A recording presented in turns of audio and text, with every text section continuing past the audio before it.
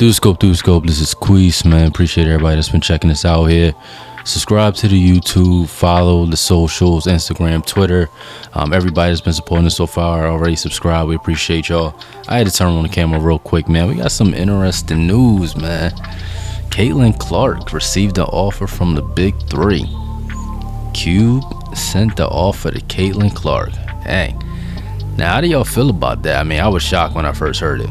I didn't know the Big Three were just doing some publicity stunt, just throwing it out there, fake news. Y'all know how much, made up stuff get, all those Twitter pages that make up stuff and, have it get repeated because people believe it because it sound believable. I thought it was one of those when I first heard it. But once it was official that they did give an offer, you're taking it back, man. I'm going to break it down, all aspects of this offer. We're going to detail why is this happening, who could benefit, can this really happen, what's the future of the Big Three. We're going to cover it all. So let's go into the details of this deal. Now, it's a $5 million offer. She could earn up to $5 million. And the offer's for about 10 games, right? 8 regular season. If the team, advances in the playoffs, 2 playoff games, right? So we talk about 10 games. $5 million for 10 games.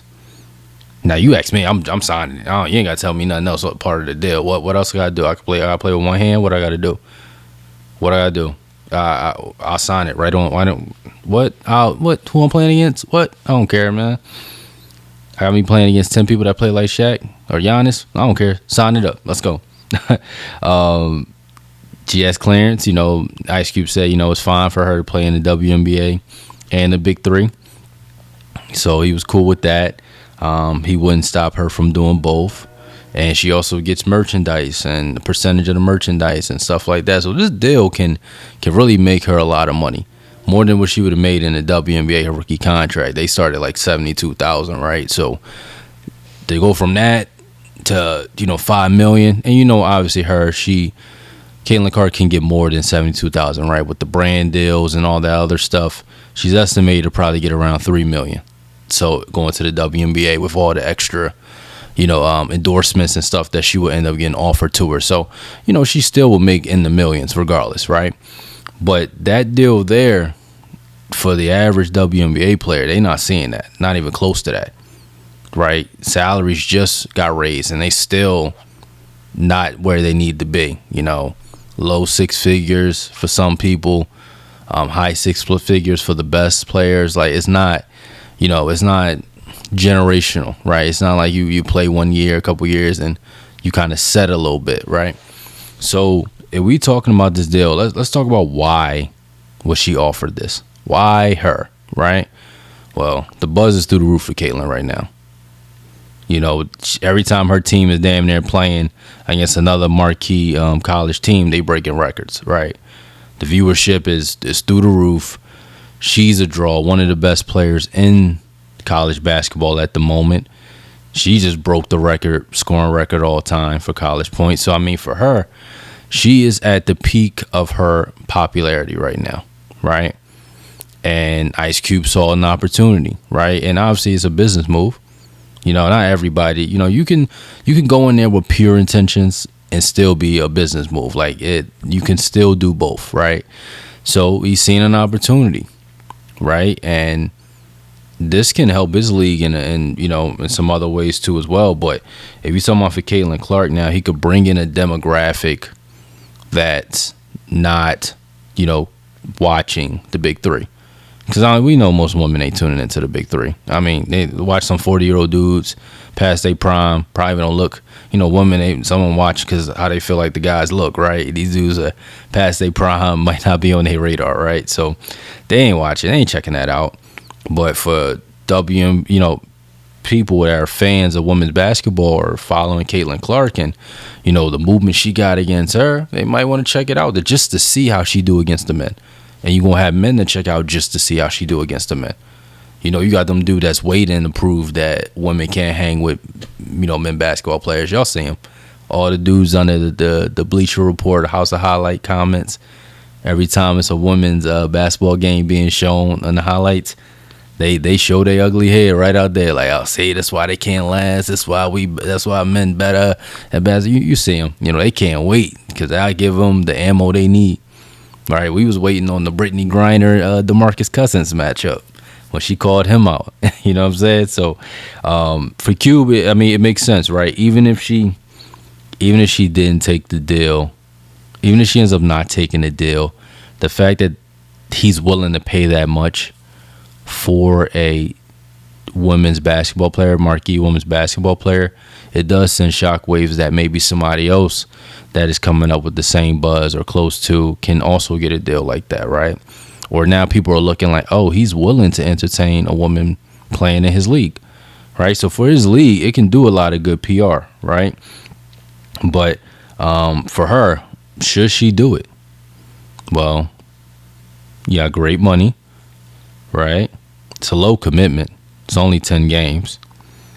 And then you got, maybe she could build a bridge, for other opportunities for women in the big three, right? Because right now, what women normally do during the off season, they go play overseas.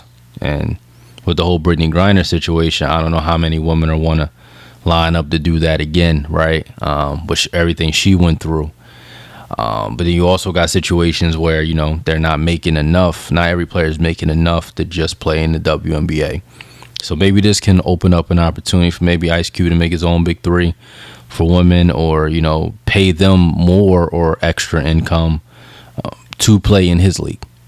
So maybe this could cause a bridge to that, or maybe get another investor that sees intergender basketball as a revenue stream or potential opportunity. He creates his own league, and he's willing to, touch that Saudi Arabia money, and he paying them everybody $5 million a piece. I'm just saying, it just can create a bridge and opportunities.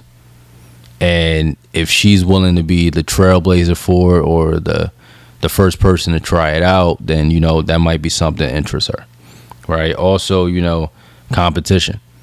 If she is one of those people who was like, man, I want to see how I do against them, man, I will fry them, man, they can't guard me. Like, if she braggadocious, she got that ego, like, yo, she want to see how she do against them just for her own competitive juices, that could be some value to her as well, right? Because it's not only just old people in the big three. I mean, they got some young guys there who either couldn't make it in the NBA, or some rec league stars like Frank Nitti, right?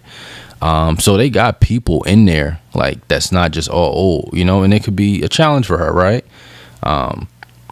Just her just going up there and playing against them might do something for her, right? Because they could bring it to a new level. There are people that, even though all the records that Iowa is breaking when she plays, there's still a large demographic that is not tuned into her, right? There's some people that just don't like women's basketball or the way it's played. But I do think those people would tune in to see how she does against the men. She is expanding herself to a new demographic. A lot more men will want to check her out and see what game that she actually has. I think that could help her brand become bigger. It's already, pretty big as it is now, right, with the push she's getting. But it could be even bigger, just grabbing more demos. And I think, the big three is a demo that she doesn't have, so that could be something for her brand too as well. Now, why would the big three could benefit? She's a ticket seller, like I said, at the end of the day, she's a ticket seller.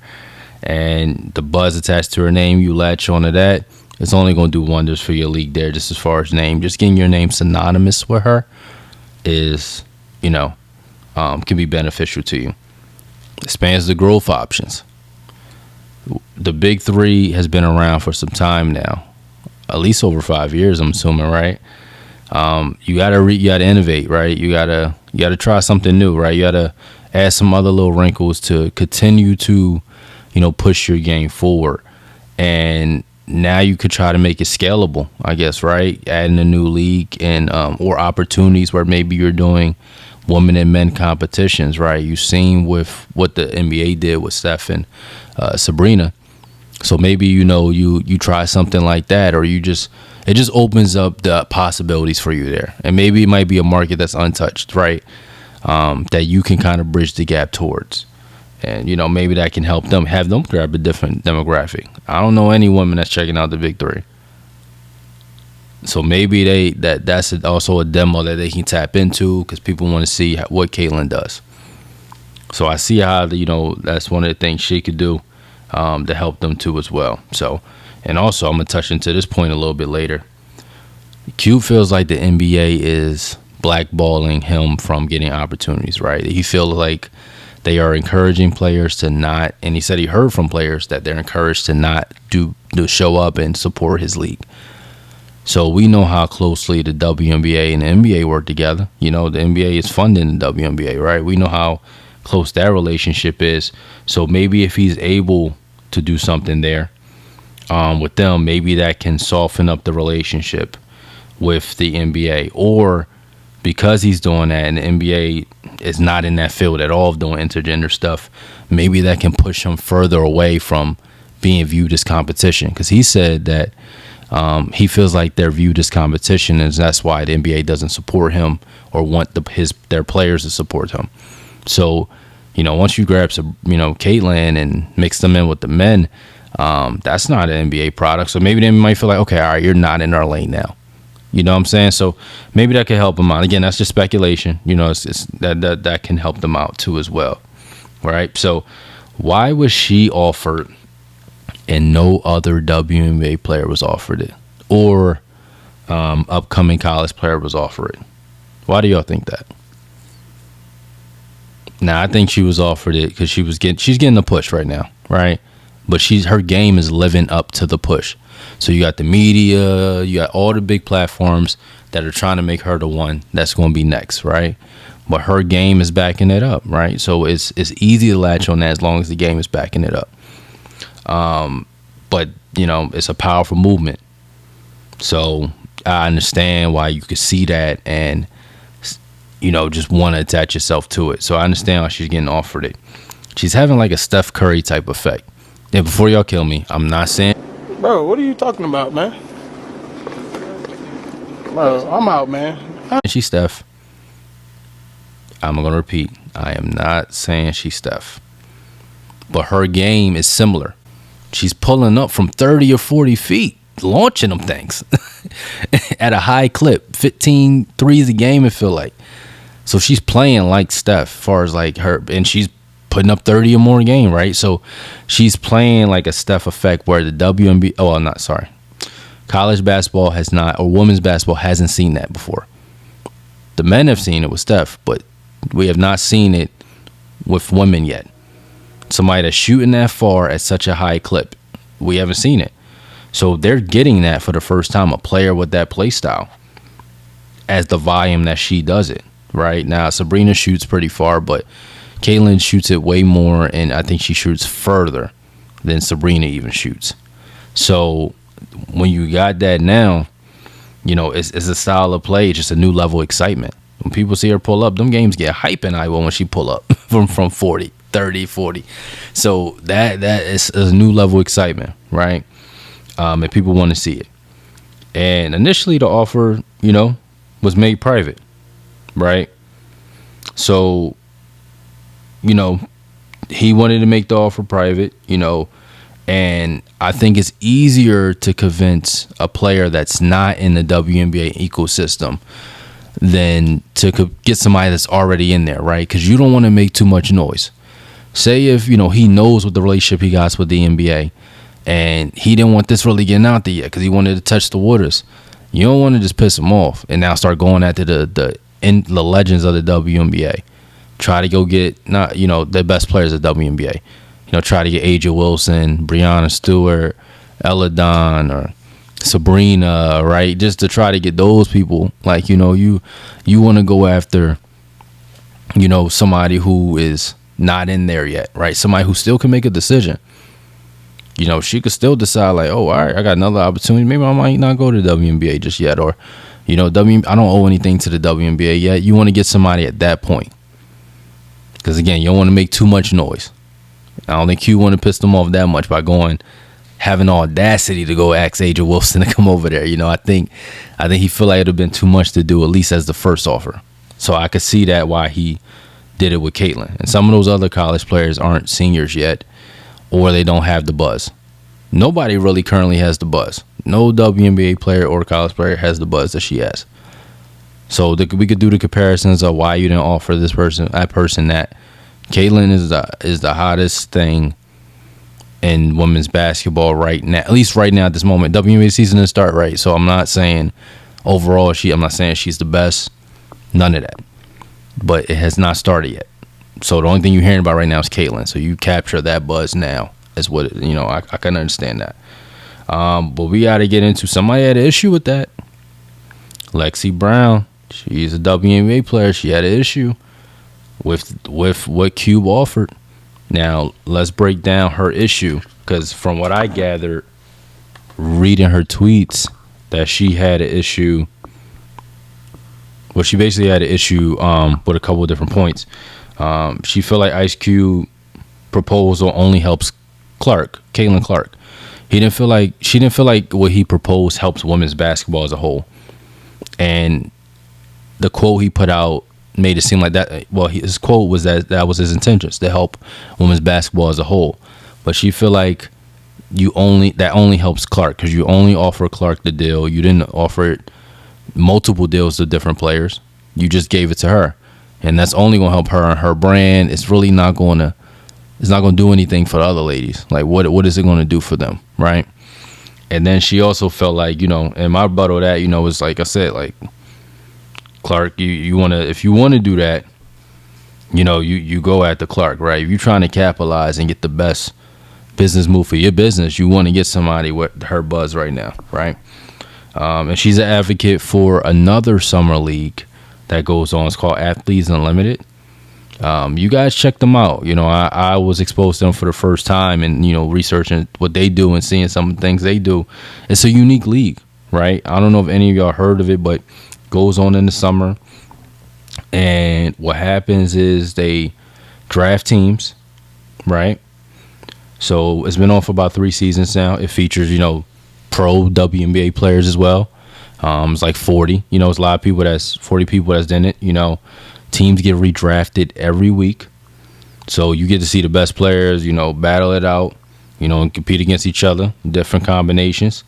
And teams play each other every week, right? And then what they do is they run it off a leaderboard. So it's like an individual leaderboard where they track everything they got to do with in-game basketball, right? Like if you foul, you lose points. Like they add your points up, and it's calculated, off of scoring system. So your points get a certain amount of, when you score, you get a certain amount of points. Rebounds get a certain amount of points. Steals get a certain amount. Everything is added up, and the negative things in basketball get deducted from your score. And this is like a month league there, and whoever has the most points wins the league. So they really are tracking every single thing you do on the court. It's like when y'all play 2K, and you know how like you get a bad teammate grade when you do something wrong. It's like that basically, and they just taking points out the way. And when you do something good, you go up a grade, right? But they just doing it with points. So I think it's a unique league, bro. That's a different way of, that's something innovative, And, the top 4 players of each week, they serve as team captains, and they redraft a new team. And, whoever has the most points is the champion. So, that's a really dope concept there.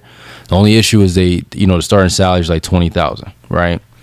And, you could make up to $50,000. That's not enough for what they were getting paid overseas. I think Eladon went overseas and they offered her like $1.5 million or something like that, right? So it's like $1.3 million, something like that. So it's like, it doesn't substitute going overseas, because you're still not making as much. Maybe they'll get there. They're only in their 3rd season, but it's not really a great alternative because of the pay there. It just depends on what your motives are, but you are able to stay local. Like you are able to stay home instead of traveling to go overseas, which makes it easier for you and your family. So I definitely understand that. So, but it's not a big commitment, and it goes on during the summer. Now, the issue with Ice Cube League, can this actually happen? Well, Ice Cube League goes concurrent. His season is almost concurrent with the WNBA season. So it's not like Ice Cube League is after the WNBA or before. Nah, they in the same. They almost in the same. They gonna run into some scheduling difficulties there, and that's gonna be an issue, because is a player that want to take your offer having to miss practice? Are they going to have to miss travel arrangements, miss games? Like, that alternative of you trying to give women that offer is, are you going to pay them so much that it makes sense for them to abandon their league? Because that league has a structure to it. Like, they signing contracts. That is stability there. Like, we don't know what's going on with your league. Are you going to increase the pay? Like, that pay got to make sense. It has to make sense. The pay, the opportunities, all that has to make sense. Like, and, if you got it going on with the WNBA season, I don't know, man. That's you making people choose as opposed to giving them another option to do in the summer. You making them choose between the WNBA, not making them choose between going overseas and staying home. That's not the choice you're giving them. You're making them choose between the WNBA. So what you're doing is not helping the WNBA. You potentially hurt it because I don't know if they don't have the active players during the season do that. I know some players go overseas during the season. They just don't come back until after that season's over. But they're not doing both at the same time, going back and forth, Russia and WNBA same time. They're not doing that. Also, the WNBA and NBA are partners, right? Ice Cube. So if you got beef with the NBA and you got the DOJ investigating them, I don't know if they're gonna let they other league, per se, their other league work with you. Like, y'all already in a messy situation now, man. So that bridge is probably burnt. And you keep going out how they blackballing you. That bridge is probably burnt. They ain't gonna let the WNBA do that, man. They are not gonna let them do that. Because if at the same time, you could be potential competition for them. Again, you're trying to pull them during their season. So it's like you can end up being competition if they let this get too far. So they're not going to do that. If the NBA got a problem with you being competition, according to you, then you can also be competition for the WNBA eventually, right? So I don't think that's something they would allow at the end of the day. So, that's my take on this, Caitlin Clark thing here. I mean, I think it's interesting to say the least. If I was in her position, would I take the deal? Probably not. I mean, think about it. I'm not doubting her ability to do well against the men, but these dudes are way bigger than her, way faster than her, and way stronger than her. Not faster. I'm be capping with that. Stronger than her. And if y'all watch the big three, bro, they throw blows. Like, they get physical down there. She would get eaten alive down there on defense. Now, she might hit a couple of threes here and there, but these are older dudes with pride. Old dudes, they don't play that, man. They'll throw her on the ground, all types of stuff. And that's basketball. But I think if she doesn't show up there or dominate that there, it's not a good look for her brand. It's not worth the risk, if you ask me. If she goes there and get fried, it's not worth the risk. Because these dudes have almost 150 pounds on her, man. They like over 200. She like 130 soaking wet. So, I mean, it's like, and then they like, and then it might be cool for her, like competition wise and all that. But I don't know how much this helps his brand. Because say if she do fry them, they're like, oh, man, they 40-year-old, 50-year-old, past their prime guys. Like, that ain't impressive. Of course you could beat them. Like, they going to find a way to downplay it. So I don't know which gain she gets out of that. I don't know what endorsements will come to her and say, yo, we seen what you're doing in the big three. Let me give you a deal. Like, I don't know if the big three has that much pull to bring a swarm of people to see, to do that. I don't know. I just don't see it. But I don't think that's a move she should make. Now, if he does a big three league with women and, make it a summer competition or whatever, I think she should do that. If it's like a little tournament type of thing with a cash prize. Yeah, that's dope. That'd be dope for women's basketball. But like joining the big three, I don't think it's beneficial, whatever. Be honest with you, man. The money's great, but she can make that in the WNBA through other means throughout her career. So let me know what y'all think, man. This is Through the Scope. Again, hit the subscribe button. I'm out.